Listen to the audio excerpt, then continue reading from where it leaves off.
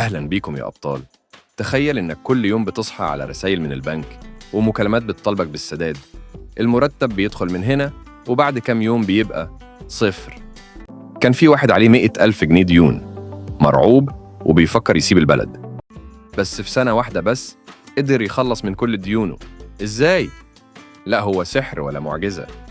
الفرق الوحيد إنه قرر يبدأ، والنهاردة أنا جاي أقولك إزاي تعمل زيه بالظبط وترجع حريتك من الديون. ولو مهتم تتخلص من ديونك وتبدأ صفحة جديدة في حياتك، اضغط لايك واشتراك علشان يوصلك كل فيديو جديد يقربك من الحرية المالية. أول خطوة لازم تواجه. هات ورقة أو افتح موبايلك وسجل كل دين عليك. كام المبلغ؟ الفايدة؟ كام؟ بتدفع قد إيه كل شهر؟ آخر ميعاد للسداد إمتى؟ كل ما تشوف الصورة كاملة كل ما تقدر تتحكم. فاكر، المشكلة اللي شايفها قدامك تقدر تحلها. 2. اختار خطة السداد المناسبة ليك. فيه طريقتين مشهورتين. طريقة كرة التلج. ابدأ بالدين الأصغر، سدده، خده من دماغك وروح على اللي بعده. بتديك إحساس بالإنجاز وتخلي النفسية مرتاحة. ب. طريقة الفايدة الأعلى. لو عايز توفر فلوس على المدى الطويل، سدد الدين اللي عليه أعلى فايدة الأول. أهم حاجة تختار طريقة تقدر تكمل بيها، مش مجرد كلام نظري. 3.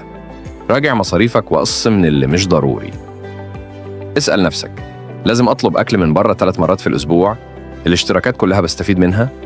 فين الفلوس اللي بتروح من غير ما أحس؟ سجل كل مصروف لمدة 30 يوم وهتشوف بعينك حجم الهدر. كل جنيه هتوفره هو سلاح ضد الديون. 4. زود دخلك حتى لو بحاجة بسيطة. ممكن تشتغل شغل جانبي، تعرف تبيع حاجة، عندك مهارة ممكن تعمل بيها فلوس. ابدأ بفريلانسنج، بيع أونلاين، شغل بالليل، أي حاجة، المهم تزود الدخل. الفرق بين شخص غرقان في الديون وشخص بيتحرر منها إن التاني بيدور على حل مش عذر. 5. اتفاوض مع الجهة اللي عليك منها دين، متخليش الخوف يمنعك. كلم البنك أو الشركة واطلب تفاوض على تقسيط، خصم، تأجيل، بس بين إنك ملتزم وجاد. كتير من الناس فاكرين إن البنوك دايماً ترفض، لكن المفاجأة ساعات بتساعد أكتر مما تتخيل. 6. اقفل باب الديون الجديدة تماماً. من النهاردة ما تستلفش تاني، بلاش تسدد دين بدين. البطاقة الائتمانية اقفلها مؤقتاً لو بتغريك تصرف أكتر من طاقتك. كل خطوة بتاخدها بعيد عن الديون بتقربك من راحة البال. 7. استمر حتى لو ببطء. الموضوع مش يومين، بس كل قرش بتسدده بيقلل الحمل من على كتفك.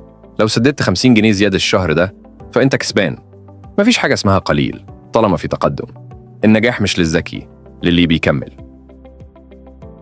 انت ممكن تكون بتسمعني دلوقتي وعقلك بيقول أنا جربت كل حاجة ومفيش فايدة، بس خليك معايا لأني مش بس هقولك تعمل إيه، أنا كمان هشرح لك ليه بيحصل كده معاك وإزاي تغير طريقتك تفكيرك عن الفلوس نفسها علشان فعلاً تبدأ تطلع من الأزمة دي. على فكرة، في دراسة اتعملت بتقول إن 70% من الناس اللي في ديون ما يعرفوش هم مديونين بكام بالظبط. أنت واحد منهم؟ جرب تكتب ديونك، هتتفاجئ من الفرق اللي هتحسه. جربت مرة تتسجل كل مصروف؟ هتتفاجئ إنك بتصرف 30% من دخلك على حاجات مليهاش لازمة. بص، حتى لو بتكسب 50 جنيه زيادة في الشهر دي مش قليلة. 50 في 12 تساوي 600 جنيه في السنة. تقدر تسدد بيهم فاتورة أو توفرهم أو تبدأ بيهم استثمار بسيط. هحكي لك عن شريف، شاب كان عليه 4 بطاقات ائتمان. حاول يتفاوض مع البنك. أول مرة توتر، لكن تاني مرة وافقوا يخفضوا الفايدة بنسبة 20%. هو دلوقتي في طريقه لسداد كامل الدين في أقل من سنة. فخ جديد لازم تنتبه. خد بالك، في ناس أول ما يسددوا دين صغير يرجعوا يستلفوا تاني، وده بيخليهم في حلقة مفرغة. لو فعلا عايز تتحرر لازم توقف تماما عن أي اقتراض. خليك فاكر إنك مش لوحدك، في ملايين بيعانوا زيك. بس الفرق بين اللي بيكمل واللي بيستسلم، اللي بيكمل بياخد خطوة كل يوم حتى لو صغيرة، وكل خطوة بتقربك أكتر من راحة البال اللي بتدور عليها. خليك فاكر دايما، مش مهم بدأت منين، المهم هتوصل لفين. ناس كتير كانت غارقة في الديون لكنهم بدأوا ونجحوا. دلوقتي دورك، لو حاسس إنك جاهز تبدأ، اكتب في التعليقات: أنا قررت أبدأ النهاردة، وأنا هرد عليك بنفسي علشان أشجعك. متخليش الديون تحكم فيك. أنت مش فاشل ولا ضعيف، أنت محتاج خطة وإصرار. ابدأ النهاردة حتى لو بخطوة بسيطة. وسيب لي في التعليقات أكتر حاجة مضايقاك في ديونك، وناوي تبدأ منين.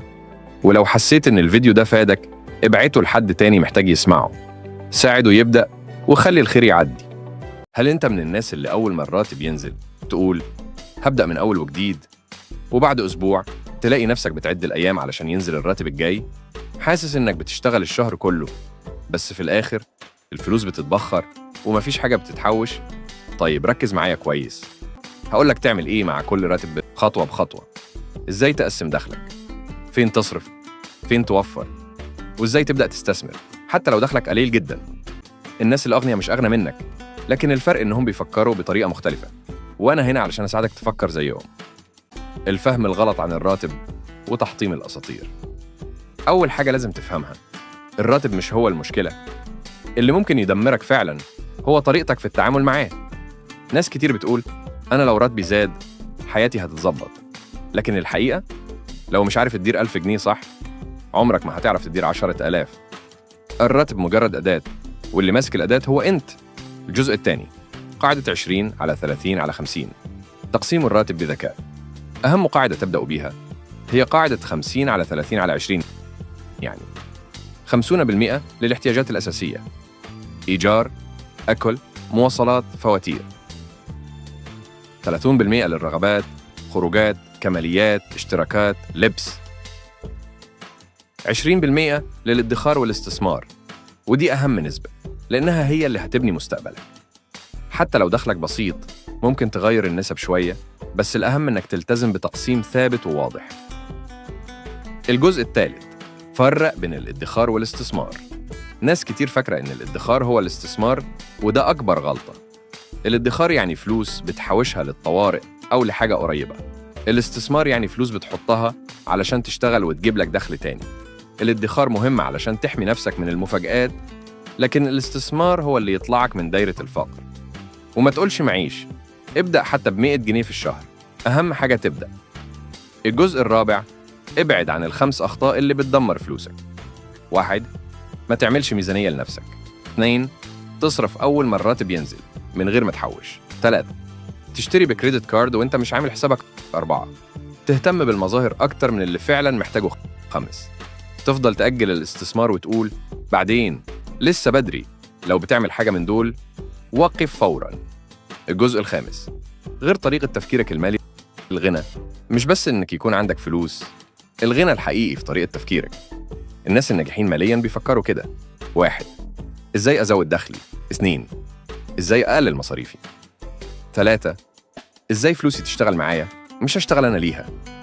اكتب عندك الجملة دي: أنا أتحكم في فلوسي، مش هي اللي تتحكم فيا. الجزء السادس: لما تستلم أول راتبك اعمل كده أول ما ينزل الراتب، شيل أول 20% فوراً. دول ادخار واستثمار. حدد مصاريفك الأساسية بدقة.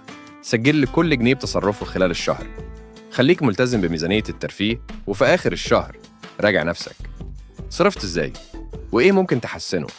السر مش في إنك تكسب كتير، السر إنك تلتزم وتعرف تدير اللي معاك صح. الختام: اتصرف دلوقتي. الحرية المالية مش حلم بعيد، هي خطة بسيطة وصبر واستمرارية. ابدأ حتى لو بخطوة صغيرة. بعد سنة هتبص ورا وتقول أنا عملت إنجاز كبير. ما تستناش الدنيا تزنقك، ابدأ دلوقتي، خطوة واحدة بس. هل شعرت يوماً إنك تلف في دايرة؟ تشتغل، تتعب، بس فلوسك ما تكفيش. كل آخر شهر تلاقي نفسك بتبدأ من الصفر أو من تحت الصفر كمان. الغريب إنك مش كسول، بالعكس أنت شغال ليل نهار. بس الحقيقة المرة: في أخطاء مالية بتقع فيها كل يوم. أخطاء صغيرة لكن تأثيرها مدمر، وبتحبسك في سجن الفقر للأبد. هكشف لك عن أخطر الأخطاء اللي بتدمر مستقبلك المالي من غير ما تحس. لو نفسك تحقق الحرية المالية، تبدأ تستثمر، تعيش مرتاح، فلازم تبعد فوراً عن الحاجات دي قبل فوات الأوان. الخطأ الأول: الصرف قبل الادخار. أكتر حاجة بتخلي الشخص يفضل فقير إنه يصرف أول ما الفلوس توصله، وبعد ما يخلص كل حاجة يقول هشوف هقدر أوفر إيه من اللي باقي. بس الحقيقة اللي باقي عمره ما بيبقى حاجة. القاعدة الذهبية: ادخر أولاً واصرف بالباقي. حتى لو هتبدأ ب10% بس من دخلك، دي أول خطوة حقيقية للغنى. عارف إن في ناس بتكسب آلاف ويفضلوا فقراء؟ المشكلة مش في الدخل، المشكلة في طريقة التفكير. الخطأ الثاني: الاعتماد على الكريدت كارد الفيزا أو البطاقة الائتمانية. شكلها مغري وسهلة جداً في الاستخدام، بس اللي ما تعرفوش إنك كل مرة تستخدمها من غير حساب بتاخد خطوة تجاه فخ الديون. لو بتستعمل الفيزا للضروريات وإنت أصلاً ما عندكش خطة سداد، فأنت بتمول فقرك بنفسك. خليك واعي، الكريدت كارد مش فلوسك، دي دين عليك. نصيحة: امسك ورقة واكتب كل ديونك دلوقتي وشوف قد إيه حياتك متأثرة بده. هل عمرك حسبت قد إيه دفعت فوائد بس؟ مش أصل الدين، فوائد فقط. النتيجة: أموالك بتتبخر كل شهر. الخطأ الثالث: الإنفاق العاطفي. زعلان؟ اشتريت حاجة. فرحان؟ اشتريت حاجة. ملان؟ اشتريت حاجة. النتيجة: حسابك صفر وانت مش فاهم فين راحت فلوسك. الشراء العاطفي واحد من أخطر الأسباب اللي بتخلي الناس دايماً مفلسين. ليه؟ لأنه ما بيكونش مبني على حاجة نحتاجها، بيكون مبني على شعور مؤقت. كل مرة تشتري فيها حاجة ما تحتاجهاش، انت بتسرق من نفسك المستقبلية.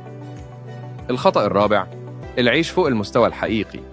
في ناس أول ما يدخلوا فلوس أكتر يروحوا مطلعين أرض للعربية، ينقلوا في شقة أكبر، يجيبوا تليفون جديد، وبيتهيأ لهم إن دي ترقية في الحياة. بس الحقيقة ده ترقية للفقر. عيش أقل من إمكانياتك، مش علشان تكون بخيل، لكن علشان تبني أمان مالي حقيقي. مثال: وارن بافيت، واحد من أغنى أغنياء العالم، لسه ساكن في نفس البيت من عشرات السنين. الغني مش اللي يبان غني، الغني هو اللي يكون فعلا غني حتى لو ما بانش عليه. الخطأ الخامس: الجهل المالي. أخطر جريمة ممكن ترتكبها في حق نفسك إنك تجهل قواعد المال وتعيش طول حياتك تشتغل من غير ما تفهم اللعبة. المدارس ما علمتناش إزاي ندير فلوسنا، بس ده مش عذر. دلوقتي في كتب، كورسات، قنوات، بودكاستات، وكلهم بيقدموا علم حقيقي ببلاش أو بأرخص تكلفة. نصيحة: خصص يوم في الأسبوع تتعلم فيه حاجة عن المال. ابدأ بكتاب الأب الغني والأب الفقير، هيفتح لك دماغك من أول صفحة. المعرفة المالية مش رفاهية، هي سلاحك الوحيد ضد الفقر. الخطأ السادس: الاعتماد على مصدر دخل واحد. لو دخلك الوحيد هو شغلك، فأنت بتمشي على حبل رفيع جدا. أي أزمة، أي طرد، أي مرض يهدد كل مستقبلك المالي. الأذكى: ابني دخل تاني، سواء شغل أونلاين، مشروع صغير، استثمار بسيط. القاعدة: ما تعتمدش على شجرة واحدة، ازرع غابة مصادر دخل. في زمن الإنترنت مفيش مبرر تفضل عايش من مرتب واحد بس. الخطأ السابع: تأجيل القرارات المالية. هبدأ أوفر الشهر الجاي، هستثمر لما يكون عندي مبلغ محترم، هتعلم بعد ما أخلص اللي في إيدي، وتمر السنين ومفيش تغيير. لو ما بدأتش النهاردة، بعد سنة هتندم إنك ما بدأتش من سنة. الوقت هو رأس مالك الحقيقي، وكل يوم تأخير يساوي ثمن باهظ في المستقبل. عمرك حسيت إن أول ما الراتب ينزل بيطير بتقول خلاص المرة دي هتحوش، هتنظم، لكن فجأة تلاقي نفسك آخر الشهر بتدور على أي مبلغ يكمل معاك؟ لو ده بيحصل معاك، فاسمح لي أقولك، المشكلة مش في الراتب، المشكلة في طريقة الصرف. النهاردة جاي أكلمك عن فكرة بسيطة بس قوية، اسمها قاعدة 80 في 90. قاعدة لو طبقتها مش بس هتحافظ على مرتبك، ده ممكن تغير مستقبلك المالي كله. ليه المرتب بيخلص بسرعة؟ بصراحة أغلبنا مش بينتبه لتصرفاته اليومية. بنصرف بدافع العادة، بدافع الإغراء، بدون ما نحسب. شايف عرض مغري؟ تشتريه من غير تفكير. جعان شوية؟ تطلب أكل جاهز بدل ما تحضر أكلة بسيطة في البيت. اشتركت في خدمات شهرية ومش بتستخدم نصها، برضه بتدفع. المشكلة مش في كل مصروف لوحده، المشكلة إن المصاريف دي بتتجمع وتسرق منك مرتبك حتة حتة. الجزء الثاني: إيه هي قاعدة 80 في 90؟ اسمها قاعدة 80 في 90. قاعدة لو طبقتها مش بس هتحافظ على مرتبك، ده ممكن تغير مستقبلك المالي كله. وخلي العادة دي ماشية 90% من الوقت. يعني بدل ما تشتري ب1000 جنيه، تحدد لنفسك 800 جنيه بس، وتلتزم بده معظم الوقت. مش مطلوب منك تحرم نفسك ولا تعيش في ضغط. الفكرة كلها إنك تبني عادة ذكية تخليك تسيطر على فلوسك، مش العكس. الجزء الثالث، إزاي تطبق القاعدة دي؟ الموضوع بسيط في خطوات واضحة. 1. أول خطوة، راقب مصاريفك واعرف فلوسك بتروح فين بالظبط. سجل كل حاجة. الخطوة الثانية، حدد الأولويات. إيه اللي مهم فعلاً وإيه اللي تقدر تستغنى عنه؟ 3. ثالث خطوة، التزم بال80%. كل قرار شراء تاخده فكر، ينفع أختار بديل أرخص بنفس الجودة؟ ينفع أستنى وأشتري لما أكون محتاج فعلا؟ 4. رابع خطوة، سيب مساحة صغيرة 10% من وقتك ترفه بيها عن نفسك علشان تحافظ على التوازن وما تحسش بالضغط. وأخيراً، الفلوس اللي هتوفرها حطها في التوفير أو استثمرها بحكمة. الجزء الرابع، أمثلة حقيقية للنجاح. تعالوا أحكي لكم قصة سريعة. في شاب اسمه كريم، كان كل شهر بيستنى الراتب عشان يسدد ديونه، وكل شهر نفس الحكاية، مفلس قبل آخر الشهر، لحد ما قرر يعمل تغيير بسيط. بدأ يراقب مصاريفه ويطبق قاعدة 80 في 90. في أول شهر قدر يوفر 15% من مرتبه. في 6 شهور سدد جزء كبير من ديونه، وبعد سنة كان معاه مبلغ محترم فتح بيه مشروع صغير. التغيير مش بيجي من معجزة، بيجي من قرار بسيط انت بتاخده النهاردة. ناس كتير جربت القعدة دي والنتيجة كانت مذهلة. سددوا ديونهم، بدأوا يدخروا واستثمروا في نفسهم وأحلامهم، مش لأنهم بيقبضوا أكتر، لكن لأنهم بقوا بيصرفوا أذكى. على فكرة، مع تطبيق قاعدة 80 على 90 في شوية نصائح كمان هتساعدك. لما تيجي تشتري حاجة استنى 24 ساعة قبل ما تقرر. هتتفاجأ إنك ساعات بتنسى الحاجة أصلاً. استخدم تطبيقات متابعة المصاريف عشان تحس بكل قرش خارج من جيبك. حاول ترتب مصاريفك الشهرية على حسب الأولوية، ضروري، مهم، كمالي، وابني عادة الإدخار حتى لو بمبالغ بسيطة. الأهم هو الاستمرارية مش الكمية. النهاردة القرار بين إيديك، يا تسيب مرتبك كل شهر بدون فايدة يطير، يا تبدأ تتحكم فيه وتبني مستقبلك خطوة خطوة. ابدأ من النهاردة، طبق قاعدة 80 في 90 وشوف الفرق بنفسك. 30 يوم ممكن يغيروا كل حاجة في حياتك. طب تخيل لو حد قالك إنك مش محتاج سنين طويلة تستنى، ولا ظروف مثالية، ولا حتى حظ خارق. كل اللي محتاجه بس 30 يوم من التزام حقيقي وواعي. الكتاب ده مش جاي يبيع لك وهم ولا يقول لك كلام تحفيز وخلاص. هو ببساطة بيحط قدامك حقيقة سهلة لكن تأثيرها كبير. التغيير الحقيقي بيبدأ بخطوات صغيرة بس تتكرر كل يوم.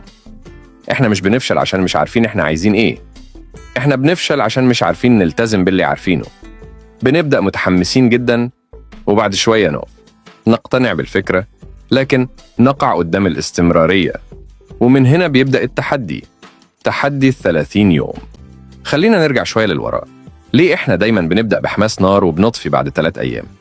بتصحى الصبح تقول النهاردة هبدأ رجيم، هقرأ كتاب، هشتغل على مشروع جانبي، وبعد يومين ترجع لنفس الروتين الممل. بتقوم، بتروح الشغل، بتتفرج، بتنام وتكرر. المشكلة مش فيك انت، المشكلة إننا بنحاول نغير كل حاجة في نفس الوقت. دي غلطة قاتلة. العقل البشري بيخاف من التغيير الكبير. لما بتقوله غير حياتك كلها النهاردة هو بيفزع وبيقفل، وده اللي بيخليك ترجع لنقطة الصفر. لكن في طريقة تانية، طريقة ذكية بتلعب على طبيعة العقل البشري بدل ما تحاربه. الفكرة بسيطة لدرجة إنك هتقول إيه ده؟ دي كل الحكاية؟ أيوة يا صاحبي، دي كل الحكاية. السر اسمه تحدي 30 يوم. الفكرة مش إنك تعمل معجزات، الفكرة إنك تلتزم بحاجة واحدة صغيرة جدا لمدة 30 يوم متقطعين. ليه 30 يوم بالظبط؟ الأبحاث العلمية بتقول إن العقل بيحتاج حوالي 21 ل 30 يوم عشان يبني مسار عصبي جديد. يعني العادة الجديدة بتبقى جزء منك أنت. في الأيام الأولى هتكون صعبة، هتحس إن جسمك وعقلك بيقاوموا، لكن في اليوم العاشر هتبدأ تحس بفرق بسيط، وفي اليوم ال20 هتلاقي نفسك بتعمل الحاجة دي من غير تفكير. ولما توصل لليوم 30 أنت مش بس عملت عادة جديدة، أنت غيرت هويتك. خليني أحكي لك قصة حقيقية حصلت لواحد اسمه جايمس. جايمس كان شاب عادي مثل أي واحد فينا، موظف مرتبه متوسط، دايما متوتر وحاسس إنه واقف في مكانه. كان عايز يخس وزن ويتعلم لغة جديدة ويقرأ كتب ويبدأ استثمار. حاول يعمل كل ده مرة واحدة، فشل طبعا واكتئب وحس إنه فاشل، لحد ما سمع عن قاعدة ال30 يوم. قال لنفسه مش هعمل غير حاجة واحدة بس، اختار حاجة بسيطة جدا، أمشي 10 دقايق كل يوم بعد الشغل، بس 10 دقايق. في الأسبوع الأول حس إنها تضيع وقت وقال إيه الفايدة من 10 دقايق؟ لكن التزم. في الأسبوع التاني لاحظ إنه نايم أحسن. في الأسبوع التالت لاحظ إن مزاجه اتحسن وإنه بقدر يركز أكتر في الشغل. ولما خلص ال30 يوم حصل اللي متوقعش حد يحصل. جايمس مش بس مشى 10 دقايق، هو بدأ ياكل أكل صحي من غير ما يجبر نفسه. بدأ يقرأ صفحات قليلة قبل النوم. ليه؟ لأنه كسب ثقة. الثقة دي هي الوقود. لما تثبت لنفسك إنك قادر تلتزم بحاجة صغيرة، عقلك بيقولك أنا أقدر أعمل أكتر. جايمس بعد سنة واحدة خس 20 كيلو واترقى في شغله وبدأ يوفر فلوس لأول مرة في حياته. كل ده بدأ ب10 دقايق ماشي. دلوقتي دورك أنت. ما تقوليش أنا هبدأ الشهر الجاي. لا، التحدي بيبدأ من اللحظة دي. عايزك تاخد ورقة وقلم دلوقتي، أو حتى اكتب في التعليقات تحت الفيديو عشان تلتزم قدام الناس. اكتب حاجة واحدة بس واحدة عايز تعملها لمدة 30 يوم. ممكن تكون تصحي بدري نص ساعة، تقرأ 5 صفحات يومياً، توفر 10 جنيهات أو أي مبلغ بسيط من مصروفك اليومي، تتعلم كلمة جديدة بلغة أجنبية، أو تمرن 5 دقايق في البيت.